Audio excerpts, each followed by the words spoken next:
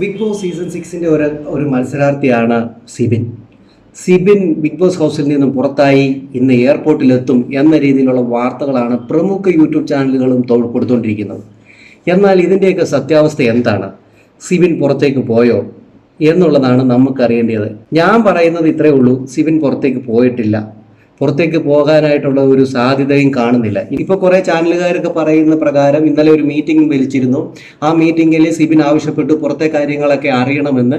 അത് പ്രകാരം big boss അത് അറിയിച്ചു കൊടുത്തു എന്നും അത് കഴിഞ്ഞതിന് ശേഷം എൻ്റെ മോൾ ഷൈനും ബിഗ് ബോസും അങ്ങനെ കുറേ അവരുടെ ടീമുകളെല്ലാം കൂടെ മീറ്റിംഗ് ആലോചിച്ചിട്ട് സിബിനെ ഇവിടെ നിർത്തണ്ട എന്ന് പറഞ്ഞെന്നും അതിനനുസരിച്ചാണ് സിബിനെ ഇപ്പോൾ പുറത്താക്കിയിരിക്കുന്നതെന്നൊക്കെയാണ് ഇപ്പോൾ ന്യൂസുകൾ വരുന്നത്. എന്നാൽ ഇതിൽ എത്രമാത്രം സത്യമുണ്ട് എന്നുള്ളതാണ് നമുക്ക് ഇവിടെ ചിന്തിക്കേണ്ടതായിട്ടുള്ള കാര്യം. ഞാൻ പറയുന്നു ഇതിൻ്റെ അകത്ത് സത്യമില്ല എന്നുള്ളത്.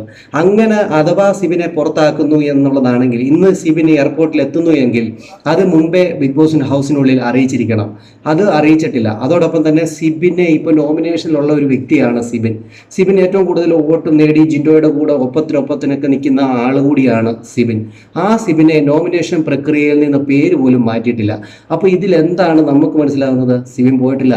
സിബിൻ ഇന്നോ അല്ലെങ്കിൽ നാളെയോ സിബിൻ ഹൗസിനുള്ളിലേക്ക് കയറും. ഇതുപോലെ നല്ലൊരു കണ്ടസ്റ്റൻ്റ് ആണ് സിബിൻ. പക്ഷേങ്കിൽ സിബിനോട് വീക്കെൻഡ് എപ്പിസോഡിൽ ലാലേട്ടൻ കാണിച്ചതും ബിഗ് ബോസ് കാണിച്ചതുമായ ഒരു മോശമായിട്ടുള്ള ഒരു ഇടപെടൽ കാരണമാണ് സിബിൻ ഇത്രമാത്രമായിട്ടുള്ള ഒരു മാനസിക പ്രശ്നങ്ങളിലേക്ക് കൊണ്ടെത്തിച്ചത്.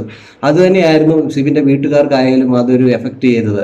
എന്തായാലും നമുക്ക് കാത്തിരിക്കാം, സിബിൻ തിരിച്ചു വരുമോ ഇല്ലയോ എന്നുള്ളത്.